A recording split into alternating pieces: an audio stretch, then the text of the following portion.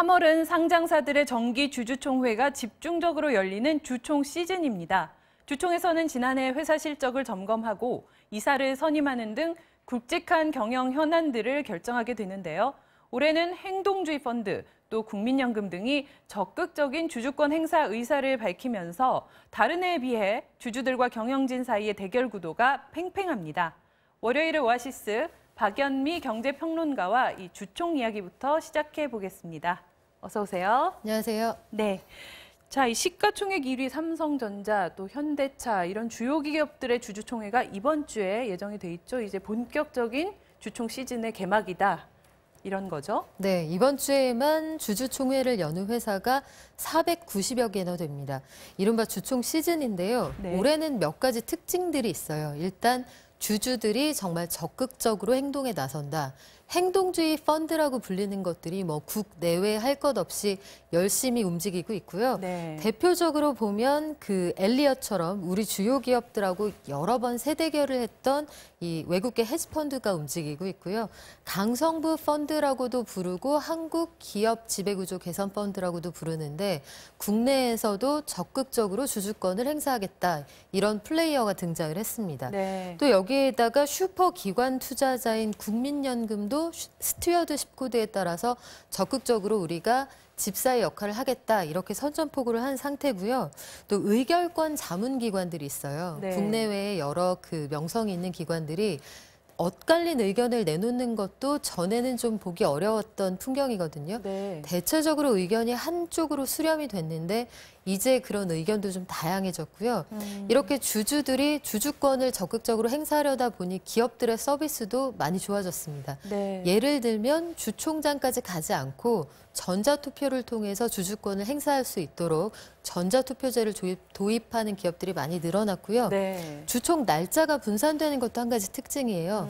보통은 3월 셋째 주나 넷째 주 금요일, 그날 하루를 슈퍼 주총데이라고 부를 만큼 다들 그날 몰아서 하는 경향이 있었거든요. 네. 이게 뚜렷하게 변화가 있는 것이 재작년에는 전체 주총 여는 회사의 70.6%가 이 슈퍼 주총데이에 몰렸고요. 네. 작년에도 60%가 넘었는데 올해는 전체의 한 40% 정도만 그 날짜에 한다고 하니까 여전히 비중이 높기는 한데 여러 가지로 주주가 편리하도록 많은 것들이 좀 달라지고 있습니다. 주주들이 직접 여러 기업에 이렇게 직접 주총에 현장에 가볼 수 있도록 그렇죠. 분산이 된 거군요.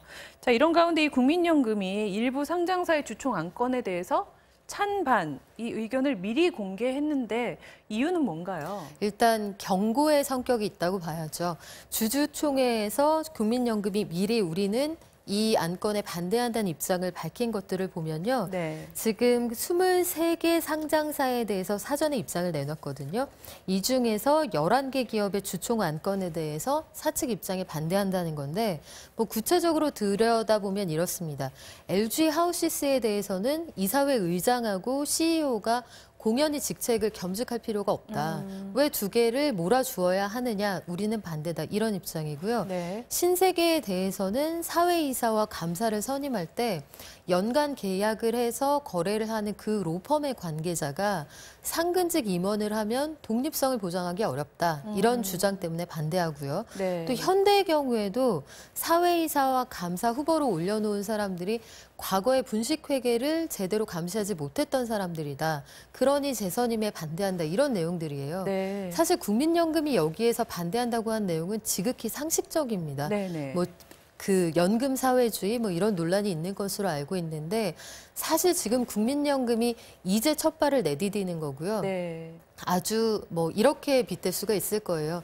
절도 사건이 되게 빈번한 골목길에 감시견을 한 마리 갖다 놓는 것뿐입니다.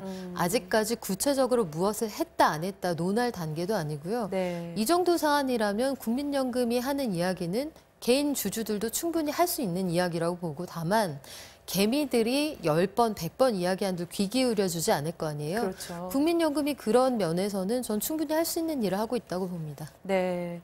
자, 이 대표적으로 몇몇 기업들을 좀 살펴볼까요? 이 오너가 갑질 또 탈법 논란에 휩싸인 이 한진그룹 주총이 좀 눈에 띄는데요.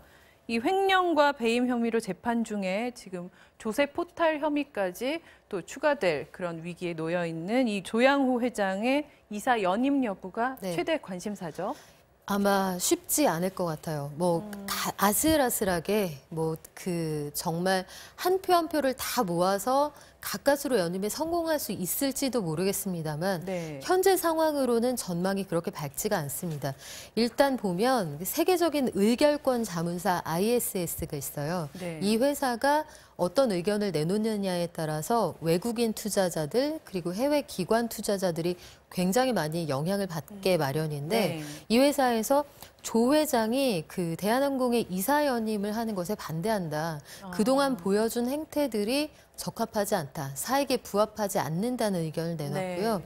여기뿐만 아니라 국내에 있는 의결권 자문사 서스틴베스트의 경우에도 사익을 위해서 회사에 부담을 전가했다 이런 입장이거든요. 네. 물론 이 조 회장 측에서는 전혀 다르다. 그리고 아직 판결이 나오지 않은 그 진행 중인 재판에 대해서 의견을 내놓는 건 네네. 바람직하지 않다고 주장을 하고 있는데 일단 대한항공 이사직을 연임을 하려면 그 의결권의 3분의 2, 네. 66.6% 정도를 그 조 회장 측의 우호 지분으로 가져와야 하는데 네. 이게 아마 만만치가 않을 거예요. 현재 지금 저희가 그래픽으로 보여드리고 있는데 조양호 회장하고 특수관계인이 가지고 있는 게 한 30% 정도 되잖아요. 네네. 그리고 국민연금의 경우에도 조 회장의 연임에 그 반대할 것으로 예상이 되거든요. 예. 전체적으로 보면 아주 치열한 표대결이 될 것으로 보이고요. 한진칼도 그 한진그룹의 지주사인데 예. 29일에 주총이 있습니다. 한진칼 주총에서는 2대 주주인 행동주의 사모펀드 그 KCGI 앞서 말씀드린 한국 기업 지배 구조 개선이 적극적으로 그 감시할 수 있는 구조를 만들어야 한다 이렇게 주장하고 있어서 네. 굉장히 관심이 많은 상황입니다. 네. 자, 이 현대차 그룹은 미국계 행동주의 펀드에 또 공세에 직면했는데 이 주총에서 어떤 쟁점을 놓고 지금 표대결이 예상되고 있습니까? 네, 이번 주 금요일이죠. 현대차하고 현대모비스 주총이 예정이 돼 있는데 쟁점은 크게 두 가지입니다. 배당을 많이 해라. 현금 배당을 늘려달라는 주장하고 네. 또 한 가지가 사회 이사 및 감사에 누구를 앉히느냐 이 문제거든요. 말씀하신 것처럼 엘리엇의 주장은 뭐냐면 주당 21,967원을 내놓으라는 거예요. 현대차 보통주 기준으로요. 네. 그런데 현대차 이사회는 앞서서 주당 3,000원씩 배당을 하겠다 이런 입장을 내놨거든요. 차이가 많이 나네요. 굉장히 차이가 많이 나는데 만약에 엘리엇의 주장대로 해준다 하면 작년 현대차 당기 순이익이 1조 6,400억 원 정도 되거든요. 네. 이것의 3배 수준입니다. 4조 원 이상을 현금으로 당장 내놓아라 하는 것은 이 회사의 그 영구적인 존립에는 관심이 없다는 뜻이에요, 네. 사실.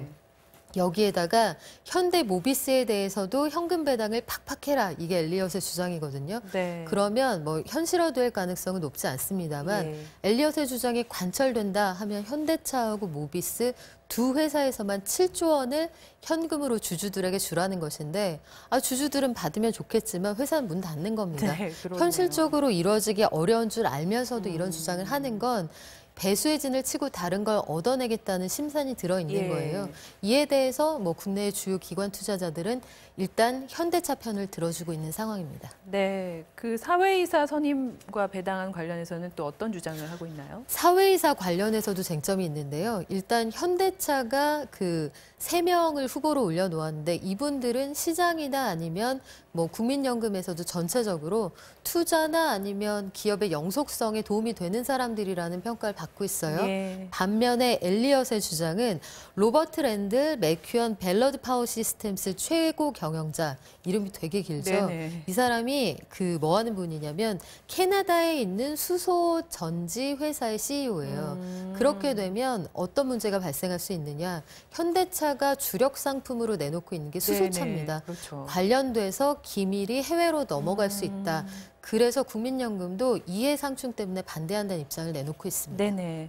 자, 이 증시 대장주인 이 삼성전자의 경우에는 또 이번 주총에 유례없이 많은 사람들이 몰릴 거다 이런 예상이 나오고 있죠. 네, 지난해 액면 분할을 하면서 주주가 430% 늘어났거든요. 네. 숫자로 따지면 78만 명 정도 됩니다. 그런데 삼성전자의 경우에는 아직까지 주주에 대한 서비스가 그렇게 좋은 편이 아니에요. 예. 전자투표제도 도입을 안 했고요. 2010년부터 9년째 검토만 내리하고 있습니다. 네. 20일에 서초구에 있는 삼성 빌딩에서 진행을 한다는 건데 뭐 물리적으로 절대 다 수용이 불가능할 뿐더러 이 진행하는 시간이나 이런 걸 고려하면 뭐 생활인이 가기도 어렵겠죠. 근데 여기에 대해서 이 주주들에 대한 이런 표면적인 서비스뿐만 아니라 사회이사나 감사 후보로 추천한 인사들도 회사와 너무 여러 가지 면에서 묶여 있다. 그래서 현대차보다 지배구조 개선 의지가 약하다. 이런 주장이 있습니다. 네. 자, 이 버닝썬 논란을 휩싸인 YG 엔터테인먼트의 주총도 또 예정이 돼 있죠. 많은 관심을 받고 있는데요. 네, 22일에 예정이 돼 있는데요. 지금 주주들 사이에서는 주총 자체를 연기해야 한다 이런 주장까지 나오고 있어요. 네. 그러니까 주가가 뭐 급등락을 반복하고 있는데 10일, 12일에 급락을 했다가 다시 소폭 반등을 했다가 또 연이틀 하락했거든요. 네네. 오늘은 소폭 반등하는 분위기입니다만 지금 이게 본격적인 수사가 진행된 이후부터 따져보면 주가가 그 전종가 대비 한 25% 정도 급락한 상태여서 네. 주주들이 굉장히 격앙돼 있거든요. 예, 예. 더구나 YG의 악재가 완전히 끝난 게 아니라 양현석 대표에 대한 탈색 의혹 이런 것들이 있기 때문에 이런 것들이 순차로 반영이 된다고 하면 뭐 주총에서 아수라장이 벌어질 수도 있다 이런 얘기가 나오거든요. 네. 뭐 종목 토론방 이런 데선 나는 계란을 투척하기 위해서 계란을 한 판 가져가겠다 이런 네. 주주도 있었습니다. 자, 다른 이슈 하나 더 보겠습니다. 이 삼성 바이오로직스 수사 속보인데요. 지난주 검찰이 이틀 연속으로 그 관련 삼성물산, SDS 또 한국거래소를 압수수색을 했죠. 네, 네. 그 압수수색은 사실 과거에도 있었거든요. 작년 12월에도 있었는데 그때와 지금은 무엇이 다르냐? 그 압수수색하는 범위하고 대상이 완전히 달라졌습니다. 과거에는 삼성바이오로직스 본사하고 관계회사인 바이오에피스 본사 그리고 삼정하고 안진 등 해서 회계 감시를 담당했던 이 회사들을 주로 압수수색을 했거든요. 네. 무슨 얘기냐면 이 반경을 볼 때 회계 부정 문제에 집중을 하고 있었다는 뜻이에요. 근데 이번에는 분위기가 완전히 달라져서 물산과 제일모직 합병 당시에 관여했던 임원들이 있는 곳, 그 사무실하고요. 바이오로직스 상장을 관할했던 한국거래소가 네네. 압수수색 대상이 됐습니다. 이 완전히 검찰의 시야가 넓어졌다는 뜻이에요. 이재용 부회장이 승계 과정 전반을 들여다보겠다는 의미여서 수사 의지가 전과는 좀 달라 보인다 이런 평가가 나옵니다. 이게 석 달 만에 압수수색에 나선 건데 그러면 물밑 수사에 좀 진전이 있었다 이렇게 볼 수도 있을까요? 글쎄요, 저는 수사 결과 자체에 진전이 있었다기보다는 수사 의지에 진전이 있는 것으로 보이는데 사실 압수수색이라는 게 여러 가지 의미가 있어요. 가끔 보면 그 시청자들이 저 A4 상자에 만약에 종이가 가득 찼다면 저렇게 달랑달랑 들고 나올 수 없을 텐데 네. 압수수색해서 뭐 한 거지 이런 의견을 주실 때가 있거든요. 네네. 이게 사실 꼭 뭘 가지고 나온다기보다는 그리고 지금 시점상으로도 굉장히 늦었잖아요. 압수수색이라는 행위 자체가 상대방을 겨냥하는 의미가 있습니다. 네. 그리고 또 한 가지는 그동안 이 수사팀이 한 20여 명 되는데 국정농단 수사를 병행하고 있다가 그쪽은 이제 마무리를 하고 이 사건에 집중을 하게 됐거든요. 네, 그런 제가 의지의 보기에는 표명이다. 의지가 타오르게 됐다. 이 네네. 정도로 해석할 수 있을 것 같습니다. 자, 그런데 이 삼성바이오 측이 SNS에 뭐 웹툰 같은 걸 활용해서 억울하게 당하고 있다, 뭐 이런 여론전을 펼치고 있다는 보도가 나왔는데 이게 저희도 여러 번 좀 보도를 해드렸지만 상당히 어렵잖아요, 이 네. 사안이. 그러다 보니 이걸 너무 뭉뚱그려서 좀 여론을 오도하고 있는 게 아닌가 이런 지적도 나오고 있어요. 어떻게 네. 보십니까? 회사 입장에서는 뭐 사활이 걸린 문제예요. 이게 승계 과정이기 때문에 삼성 입장에서는 물러설 수 없는 싸움이거든요. 네. 그리고 법리적으로도 굉장히 까다로운 게 삼성이 가지고 있었던 의도, 그 마음을 처벌할 수 있느냐 그 문제까지 귀결이 되는 겁니다. 다만 그 회사는 그런 입장을 내놓을 수 있지만 대체적인 이 사물의 흐름에서 봤을 때 오컴의 면도날 법칙이라는 게 있어요. 네. 복잡하고 길고 구구절절하게 설명하는 쪽은 뭔가 숨겨야 할 필요가 있을 가능성이 높다. 여기에서 아마 시청자들이 충분히 유추하실 수 있을 것 같습니다. 네. 자, 이 박연미 경제평론가와 함께한 월요일의 오아시스는 여기서 마무리하겠습니다. 오늘도 말씀 고맙습니다. 고맙습니다.